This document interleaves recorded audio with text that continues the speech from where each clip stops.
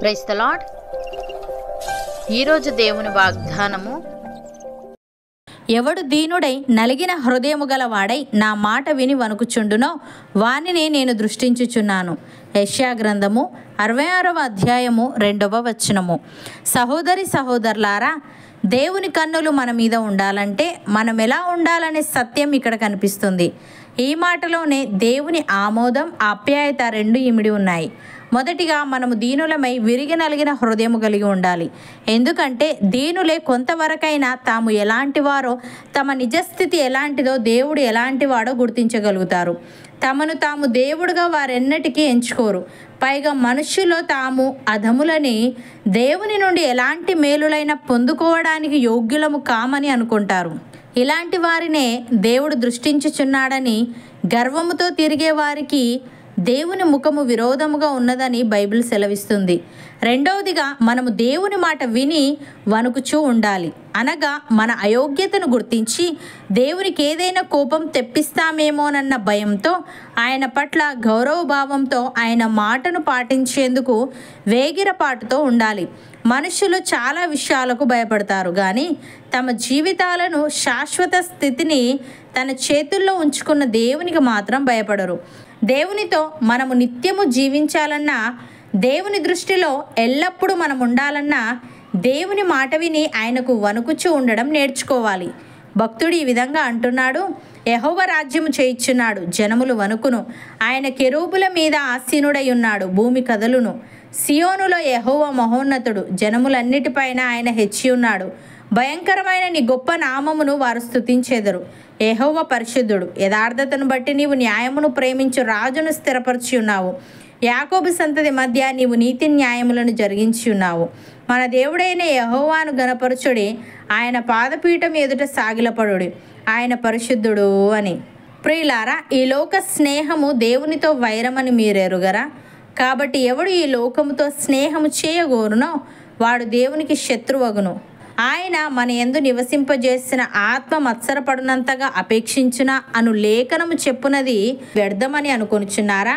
కాదు, కానీ ఆయన ఎక్కువ కృపనిచ్చును. అందుచేత దేవుడు అహంకారులను ఎదిరించి దీనులకు కృప అనుగ్రహించును అని లేఖనము చెప్పుచున్నది. కాబట్టి దేవునికి లోబడి ఉండుడి, అపవాదిని ఎదిరించుడి, అప్పుడు వాడు మీ యొద్ద నుండి పారిపోవును. అపోస్తలుడైన పౌలు ఫిలిప్పీలకు వ్రాస్తూ ఈ విధంగా అంటున్నాడు: కాగా నా ప్రియులారా, మీరెల్లప్పుడూ విధేయులై ఉన్న ప్రకారము నా ఎదుట ఉన్నప్పుడు మాత్రమే గాక మరి ఎక్కువగా నేను మీతో లేని ఈ కాలమందును భయముతోనూ వణుకుతోనూ మీ సొంత రక్షణను కొనసాగించుకొనుడి. ఎందుకనగా మీరు ఇచ్చయించుటకును కార్యసిద్ధి కలుగజేసుకొనుటకును తన దయా సంకల్పము నెరవేరుటకై మీలో కార్యసిద్ధి కలుగజేయువాడు దేవుడే. మీరు మూర్ఖమైన వక్రజనము మధ్య నిరపరాధులను, నిష్కలంకులను, అనింద్యులునైనా దేవుని కుమారులగునట్లు సనుగులను, సంశయములను మాని సమస్త కార్యములను చేయుడి. అటు జనము మధ్యను మీరు జీవవాక్యమును చేతపట్టుకొని లోకమందు జ్యోతుల వలె కనబడుచున్నారు. అందువలన నేను వ్యర్థముగా పరిగెత్తలేదనియు, నేను పడిన కష్టము నిష్ప్రయోజనము కాలేదనియు క్రీస్తు దినమున నాకు అతిశయ కారణము కలుగును అని. సహోదరి సహోదరులారా, యేసుక్రీస్తు అన్నిటికంటే ముందుగా ఉన్నవాడు. ఆయనే సమస్తమునకు ఆధారభూతుడు.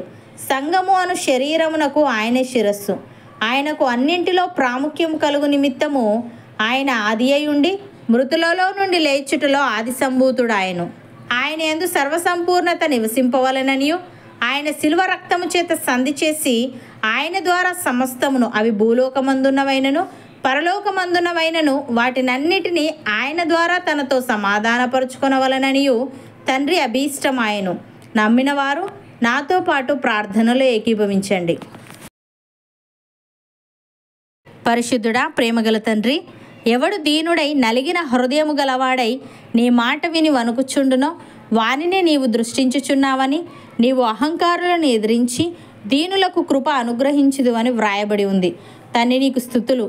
దేవా, మేము నిన్ను స్తుతించే వారముగా, గణపరిచే వారముగా, నీకు లోబడి ఉండి అపవాదిని ఎదిరించే వారముగా ఉండుటకు సహాయము దయచేయమని, మేము మూర్ఖమైన వక్రజనము మధ్య నిరపరాధులమును, నిష్కలంకులమును, అనింద్యులమునైనా నీ కుమారుల మగునట్లు సనుగులను, సంశయములను మాని సమస్త కార్యములను చేయిచు భయముతోనూ వణుకుతోనూ మా సొంత రక్షణను కొనసాగించుకొనుటకు కృప చూపమని, నీ కనుదృష్టి ఎల్లప్పుడూ మాలో ప్రతి ఒక్కరి మీద ఉంచమని యేసుక్రీస్తు నామమున ప్రార్థిస్తున్నాము తండ్రి. ఆమెన్.